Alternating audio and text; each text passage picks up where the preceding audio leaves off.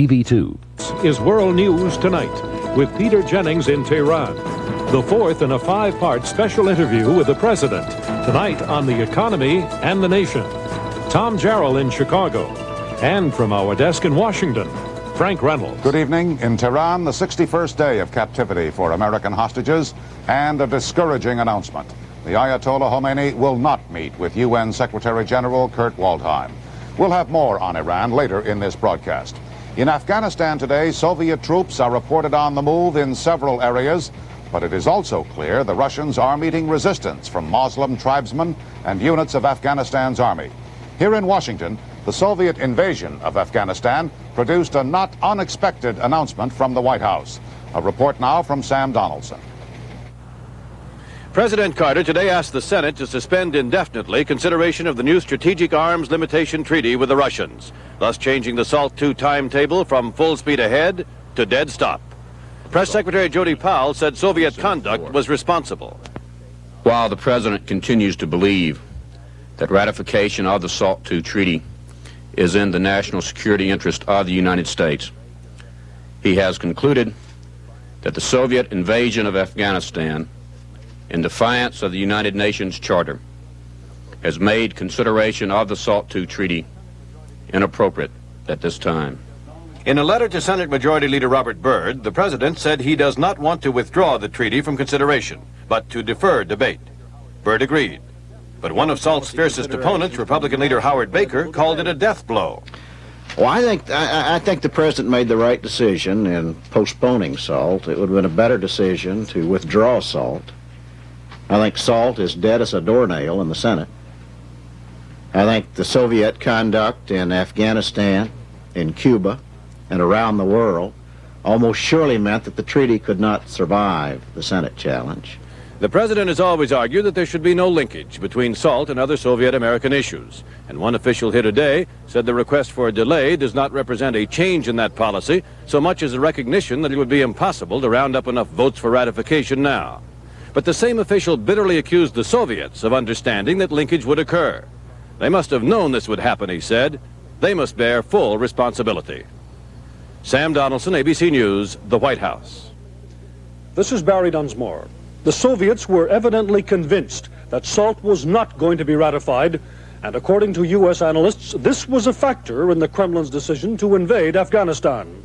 Other factors which U.S. experts believe the Soviets took into consideration were a decision by NATO to proceed with a major modernization of nuclear weapons based in Europe, the decision by President Carter to significantly increase U.S. defense spending over the next 5 years, the Iran crisis, which not only deflected U.S. attention, but also seemed to take the U.S. in a more conservative direction. However, the principal reason for the invasion is that because of its location, the Russians consider Afghanistan of vital strategic interest, and they weren't going to let a ragtag group of Muslim rebels bring down a Soviet-backed government, which was about to happen. The most troubling thing for U.S. analysts here is that the Soviets have evidently given up on the SALT process, and that means much more than simply the loss of an arms control agreement.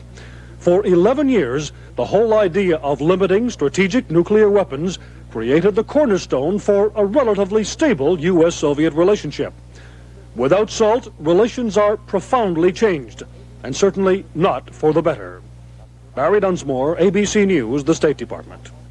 At the United Nations today, a group of non-aligned Muslim and Western countries supported by the United States have drafted a letter calling for an early meeting of the Security Council to condemn Russia's invasion of Afghanistan. The Soviets can be expected to veto any such resolution, but it is felt that an open discussion of their aggression would still be worthwhile. The Soviet news agency TASS today accused President Carter of making bellicose and wicked charges about the Russian move against Afghanistan, and said the United States has now broken all records of hypocrisy. Tom? Some other developments concerning Afghanistan. Britain is threatening to recall its ambassador to Moscow as a sign of its anger over the Soviet invasion. And Saudi Arabia today urged Arab and Muslim countries to protest the Soviet move into Afghanistan. The Saudis are reportedly setting up a conference of Islamic nations to discuss the invasion. Still ahead, the latest on Iran.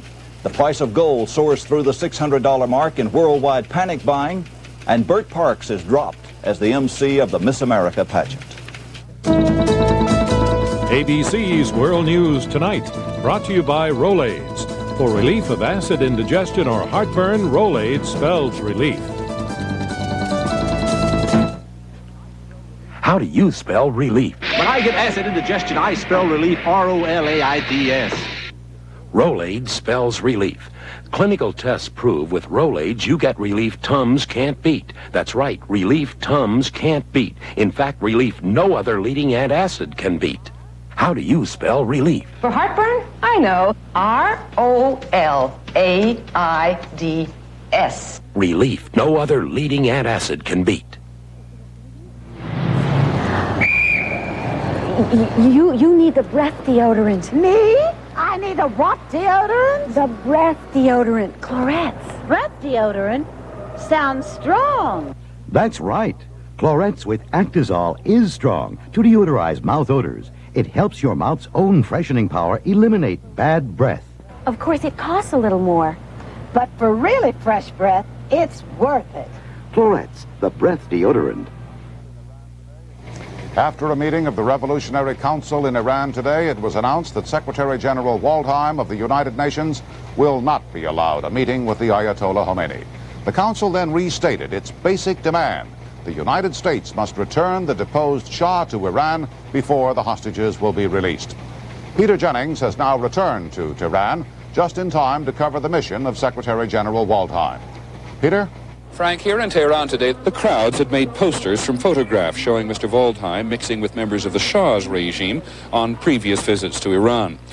Mr. Waldheim is identified with the old regime and the superpowers. He has been working hard to overcome that image here, but so far the crowds, at least, are not impressed. Iranians remain determined that he will not negotiate in any way for the hostages' release. And when Mr. Waldheim appears in public, he has not always been well received. ABC's Bob Dyke with today's example. This afternoon, Waldheim faced an angry crowd of invalids who claimed they were tortured and disfigured by the deposed Shah's secret police before the Islamic Revolution.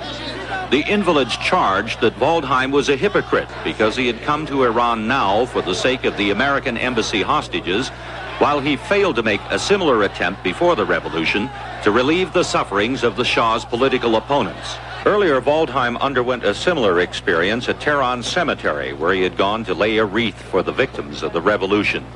As this news film from Iranian TV shows, his car was surrounded by a hostile group of mourners who demanded that he leave the cemetery at once.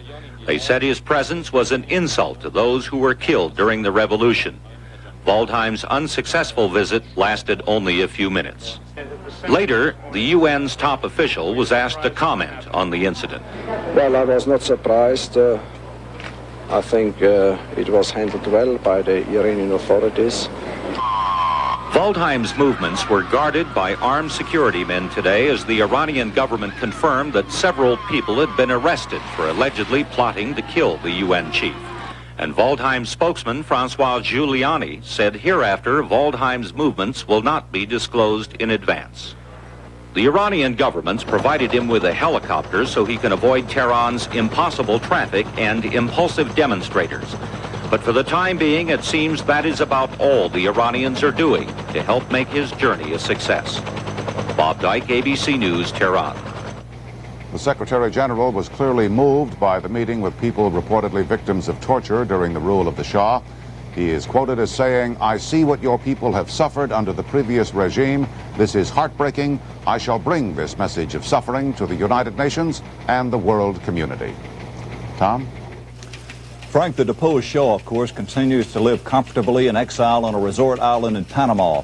Today, Panamanian students protesting that arrangement clashed with National Guard troops. 22 demonstrators and 1 soldier were injured. David Garcia reports. The first day of school after the holidays, and students wasted no time in renewing their protests against the Shah's presence here in Panama. They marched through the main business district on their way to the National Institute, where they were scheduled to take final exams, an all-too familiar pattern for shopkeepers in the area. And once at the school, the students armed themselves with the usual weapons. National Guardsmen stood by, waiting for the inevitable confrontation. And when the taunting and rock throwing showed no signs of ending, the Guard moved in.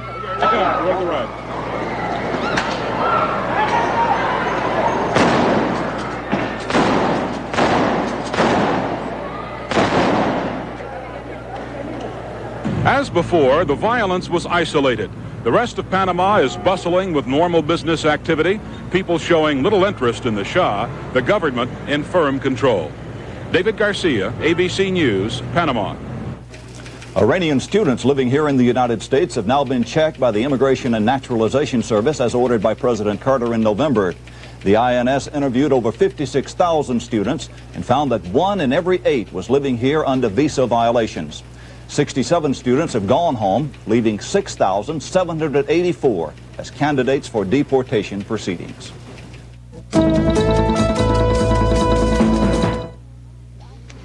What's the most important part of my day? I think my night.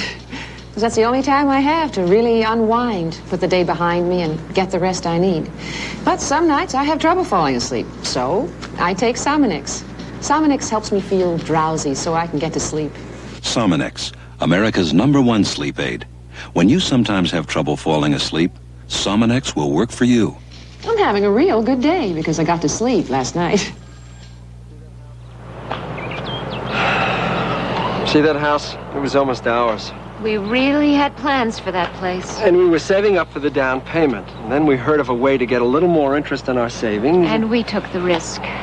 We should have been more careful. Don't take the risk. Save at a savings and loan where you see this emblem. No one's ever lost a penny where it's displayed. Look for it where you save. You'll earn high interest with no risk. Is that the Publishers Clearinghouse triple sweepstakes you just got? How come you haven't sent it in? I'm too busy to enter contests. That's what we used to think. You'd have to be a fool to think you'd win. That's what I used to think. They don't really give away all those prizes. That's what I used to think. You know that Publishers Clearinghouse triple sweepstakes you just got? What's your reason for not sending it in? Lots of Clearinghouse winners used to think that too. Come on, send it in. We're showing Judy that 1 ounce of Fortified Total has 100% of the recommended daily allowance of these 9 important vitamins plus iron.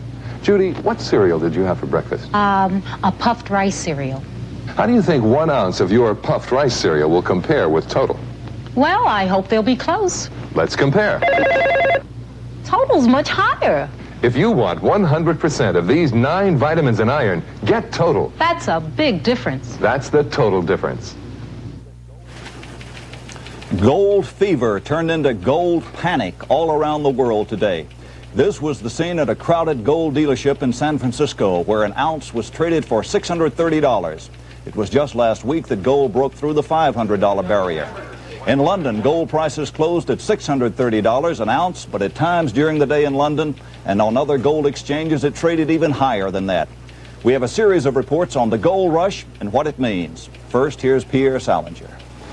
Pandemonium is the only word that adequately describes today's gold markets in Western Europe and the Far East. The biggest single leap in price for the day was in Zurich, where the gold market had been closed since last Friday because of the New Year's holiday. The opening price was $620 an ounce, up a record $103 an ounce from the last quotation. It was here in Paris that gold reached its highest price of the day, an almost unbelievable $669.97. Up $88 from Monday. And in London, the opening price was $622.50, up $55 an ounce from yesterday.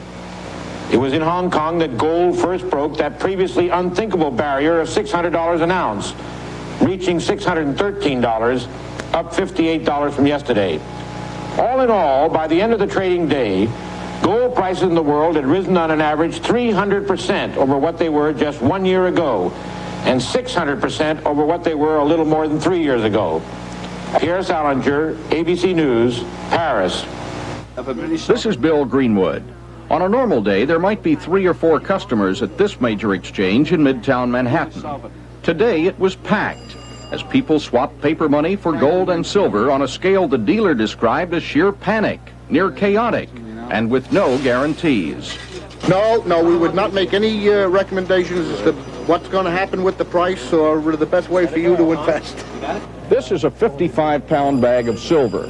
1 year ago today, it sold for $4,200. Today, the price is $27,000. 13-year-old Arthur Luckower was in the market for silver today. saying a bank was no place for his $400 in savings. I think that banks are a worthless cause. Like players at a roulette wheel, investors seem frantic to get into the game. I'd like to take a little piece of the action. But how much action is left in the gold market? Experts say plenty.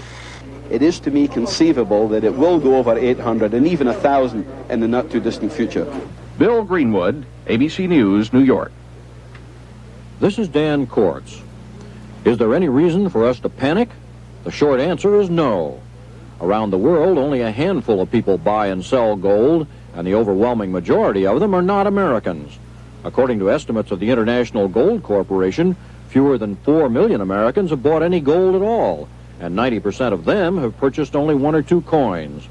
At most, only 400,000 Americans have made a significant gold investment. So, except for people determined to buy gold jewelry, or people who need elaborate gold dental work, there's no reason for Americans to be concerned about what happens to the price of gold. A lot of people have the idea that rising gold prices simply reflect a falling dollar. That was true a year ago when gold was climbing at a moderate pace, but the way gold is shooting up now is in no way an accurate reflection of the value of the dollar or the state of the U.S. economy. The economy has its problems, all right, but rocketing gold prices don't make those problems any worse, and they don't show the problems are getting worse. So there's no reason for us to be alarmed, no matter how high gold prices go. Dan Kortz, ABC News, Washington. The economy and its problems is the topic of our report tonight on a conversation earlier this week with the President. The interview was conducted in the White House. Mr. President, I wonder if we could talk about the economy for a few moments. The inflation rate is higher than predicted. I believe in your budget message, you estimated it would be in the range of 6 to 7%.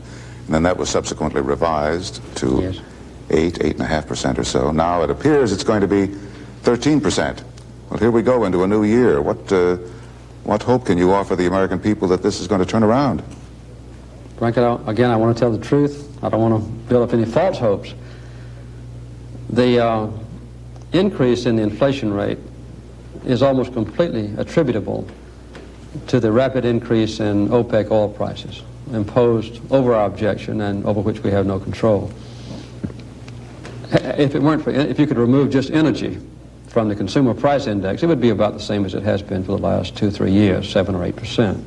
But the energy price increases are here. There's no way to avoid them. Well, Mr. President, that brings me to a question. The country is now united as never since Pearl Harbor. That's a phrase we hear frequently. Yes, that's right. And you said last summer, after spending some time at Camp David, yes, that our necks were stretched across the fence and OPEC was holding the knife. Yes. And I think a good many people in this country wonder why, since we now have this sense of unity, and since your support has gone up in the polls, you're standing higher now than you ever have, why haven't you seized this opportunity really to mobilize the American people to impose drastic measures to cut back on the consumption of energy and to let the American people participate in a meaningful, even painful way in solving this whole Iranian crisis? I mean, in solving the long-term dependence on foreign oil. Frank, I think we have. I think we're pushing the American people enough at this moment. We've had an 80% increase in oil prices in the last 12 months. Gasoline prices have almost doubled in the last 12 months. And the streets are jammed, Mr. President. I don't mean to interrupt you. I'm sorry, sir. I understand. That's all right. But as you have noticed, gasoline consumption is now going down. The Congress just acts slowly. There is no way to avoid saying that. But they've taken action already, which will have a long-range, beneficial impact. In fact, it's already beginning to pay off. Automobiles in the future are required by law to be efficient, and the American people are moving very rapidly toward the purchase of those highly efficient automobiles. I asked the Congress for authority to impose rationing. The Congress gave me a bill authorizing the development of a rationing plan. It's still got a triggering mechanism in it that says we've got to have a 20% shortage before I can implement it. That's too high a triggering figure. That needs to be reduced to about 5% at the most. And I'm going to ask the Congress to give me that authority. Well, let me remind you again, Mr. President, of something that you said last summer at Camp David. You were talking about a Southern governor was up there. And he said to you, Mr. President, we're in trouble. Talk to us about blood, sweat, and tears. If you lead, Mr. President, we'll follow. Yes. Now, you tell me that you're pushing the American people as far as they can go, as far as you think they can go right now. Don't you sense a longing out there to take part in this effort? Yes, and I think the American people are taking part. I don't say that we have pushed the American people as far as I could push them. But I think there's been a dramatic change in the American attitude since last summer. And I think we've made a lot of progress since then. You think the national malaise that you talked about at that time has since been dissipated? Not completely. But the grasping by American people for material things only, in the absence of a sense of unity and a sense of sacrifice and a sense of common purpose and a sense of determination and courage and willingness to face the future with confidence, has been changed. Not completely, but I think it's been an improvement. Thank you, Mr. President. Tomorrow night we'll have another segment of the conversation with President Carter.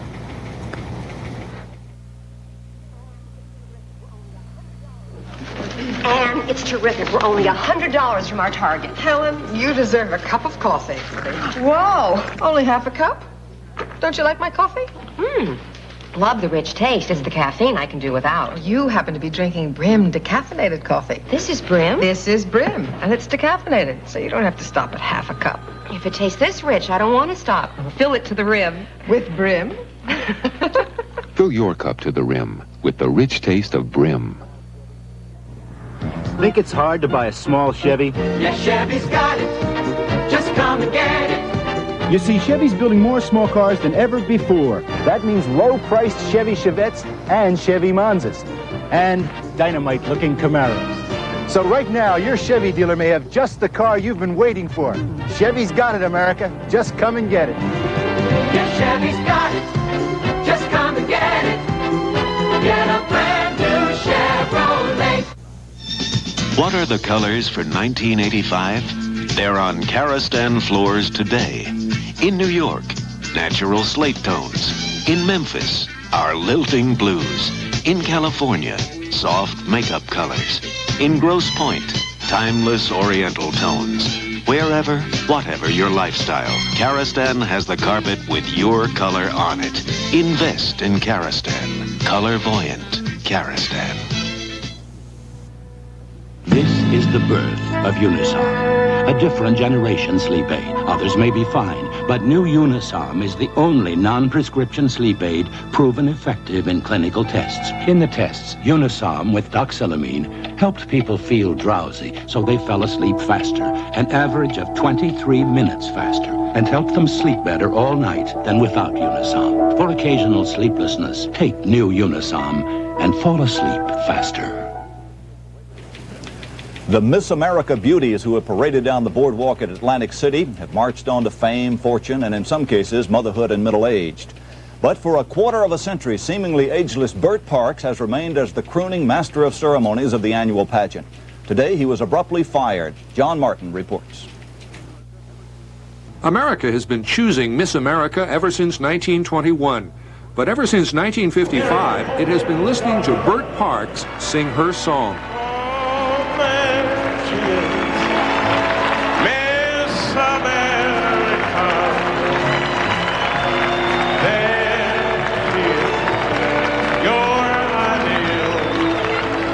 The song captures all the adoration and excess that go with picking the perfect female beauty with talent and personality.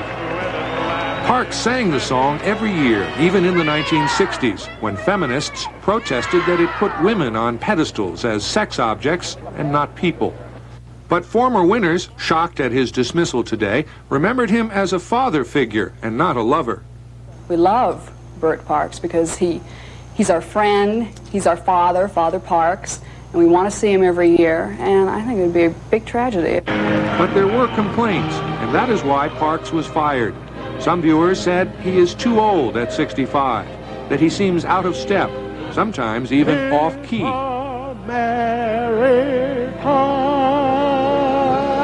Parks was leaving this morning for a trip to Florida with his wife. He said he expected to find a letter at his Florida home telling him he had been let go after 25 years. What am I gonna do to top myself? I think it's been very nice. I think they're making a terrible mistake. It's a tradition. We have damn few of those left. Traditions.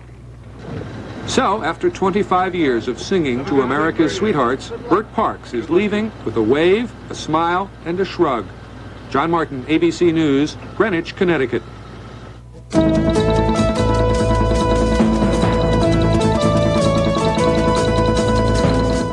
What do you take for a headache? Anacin, but not at night. Bayer aspirin, but not at night. Tylenol, but not at night. What did you take at night? Excedrin PM. Excedrin PM. Excedrin PM. Many people who use different pain relievers during the day have chosen Excedrin PM at night. Now it has a new formula. Excedrin PM relieves your headache and gives extra help to relax and sleep. So whatever you take during the day, at night, try the nighttime pain reliever. Excedrin PM.